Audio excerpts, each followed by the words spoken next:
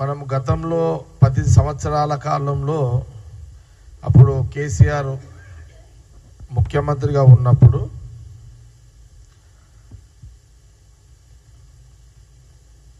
వారి పాలన సంబంధించి రాష్ట్ర ప్రజలకు అందరూ కూడా తెలుసు. అందుకే తెలంగాణ ప్రజలందరూ కూడా రాహుల్ గాంధీ గారి యొక్క నాయకత్వంలో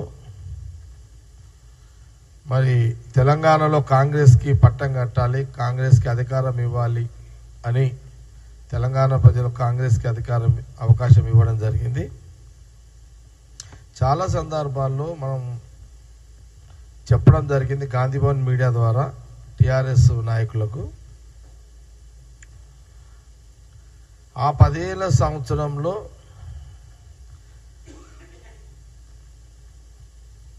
కేసీఆర్ సెక్రటరియట్కి రాలేదు. నంబర్ 1. ప్రజాక్షేత్రంలో ప్రజా జీవితంలో ప్రజల మధ్యలో ఎప్పుడు తిరగలేదు. నంబర్ 2.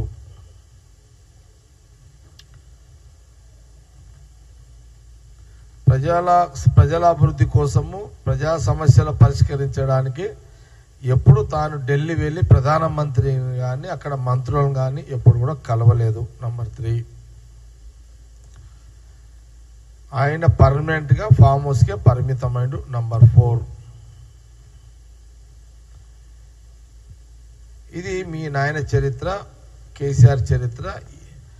దీని మీద కేటీఆర్ కానీ హరీష్ రావు కానీ జవాబు చెప్పాల్సిన అవసరం ఉన్నది. మీ పాలన చక్కగా లేదు అనే కదా కాంగ్రెస్కి అధికారం ఇచ్చారు. ఈ రాష్ట్రానికి రాహుల్ గాంధీ గారు రేవంత్ రెడ్డిని ముఖ్యమంత్రిగా చేయడం జరిగింది.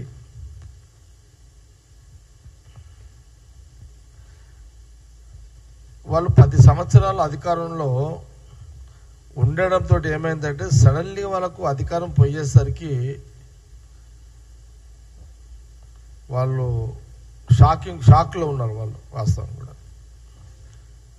10 ఏళ్ళు ఆ రాజ్య భోగ్యాలు అనుభవించే క్రమంలో 10 సంవత్సరాలు అధికారం 10 సంవత్సరాల తర్వాత అధికారం పోయేసరికి కంటిన్యూ తర్వాత వాళ్ళ షాకింగ్లోనే ఉన్నారు. అది జీర్ణించుకోలేకపోతున్నారు వాళ్ళు. ఆ పవర్ లేకపోయేసరికి వాళ్ళకేం అర్థమైతే లేదు వాళ్ళకు. ఇప్పుడు ముఖ్యమంత్రి రేవంత్ రెడ్డి గారు ఆయన బాధ్యత ఏంది? తెలంగాణ ప్రజల సమస్యల పరిష్కారము కేంద్ర ప్రభుత్వం ద్వారా తీసుకోవాలి. కేంద్రానికి ద్వారా నిధులు సమకూర్చే దాంట్లో ఢిల్లీకి వెళ్ళాలి. ప్రజల అభివృద్ధి పార్ట్ ఆఫ్ ఏదైతే ఉందో అది ఢిల్లీ కేంద్ర ప్రభుత్వం ద్వారా చేయాల్సిన పనులు కొన్ని ఉంటాయి. ఢిల్లీ పదే పోతున్నాడని మీ విమర్శలు మీ రాజకీయ విమర్శలు. ముఖ్యమంత్రిగా తన బాధ్యతను మా రాష్ట్ర మంత్రులు వారి బాధ్యతలు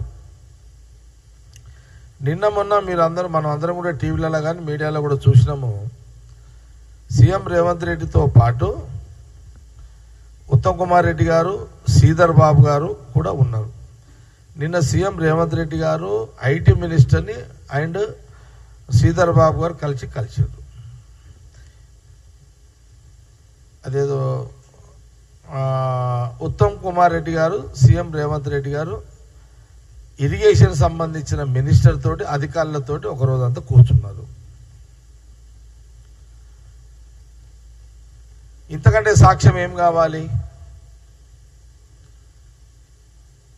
అదే మన మీద మోటుగా అంటారు, మన కోపం వస్తే కళ్ళు తొప్పి న్యాయం రా నీకు అని చెప్పి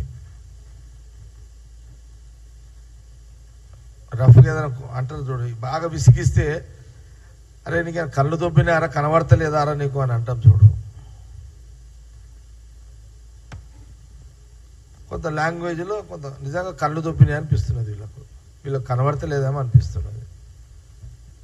అరే